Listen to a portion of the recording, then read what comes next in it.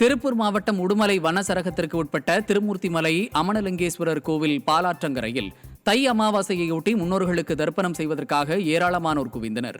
அப்போது அங்குள்ள பஞ்சலிங்க அருவியில் நீராடிய மக்கள் பின்னர் மும்மூர்த்திகளையும் சுவாமி தரிசனம் செய்தனர்.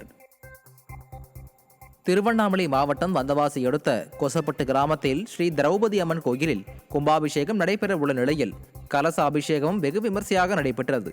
கோயில் கோபுரத்தில் உள்ள கலசத்திற்கு பல்வேறு மூலிகைகள் கொண்டு சிறப்பு அபிஷேகம் நடத்தப்பட்ட பின்னர் கலசத்திற்குள் பல்வேறு வகையான தானியங்கள் நிரப்பப்பட்டு கலச அபிஷேகம் நடைபெற்றது. இதைத் தொடர்ந்து மேல வாத்தியங்கள் முழங்க கலசத்திற்கு மகா தீபாராதனை காண்பிக்கப்பட்டது.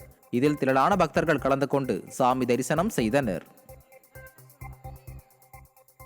தேனி மாவட்டம் ஆண்டிப்பட்டி அருகே உள்ள தருமத்துப்பட்டியில் பிடிமண் எடுத்து புதிதாக உருவாக்கப்பட்ட ஸ்ரீ சாஸ்தா கோயில் கும்பாபிஷேகம் வெகு விமர்சையாக நடைபெற்றது. முன்னதாக சாஸ்தாவிற்கு வேத மந்திரங்கள் ஓத சிவாச்சாரியர்கள் கணபதி ஹோமம் செய்து யாகசாலை வேள்வி நடத்தினர். இதையடுத்து 108 புண்ணிய தீர்த்தங்களில் இருந்து கொண்டுவரப்பட்ட புனித நீரால் சாஸ்தாவிற்கும் பரிவார தெய்வங்களான 7 கன்னிமார்களுக்கும் பைரவ மூர்த்திக்கும் கும்பாபிஷேகம் நடைபெற்றது. இதில் தேனி, திண்டுக்கல் மாவட்டங்களில் இருந்து ஏராளமான பக்தர்கள் கலந்து கொண்டனர்.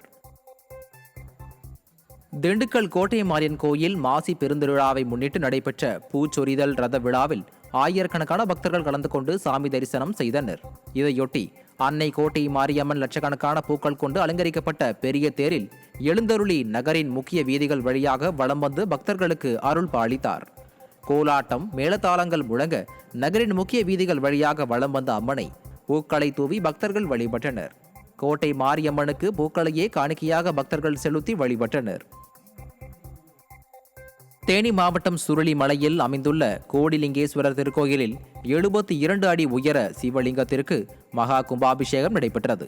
முன்னதாக 3ஆம் காலயாக பூஜை, கன்னிமார் பூஜை, சுமங்கலி பூஜை, கோ பூஜை உள்ளிட்ட பூஜைகள் நடைபெற்றது.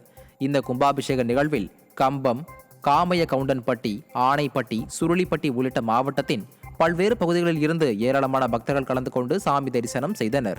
கும்பாபிஷேக விழாவில் பங்கேற்ற அனைவருக்கும் அன்னதானம் வழங்கப்பட்டது.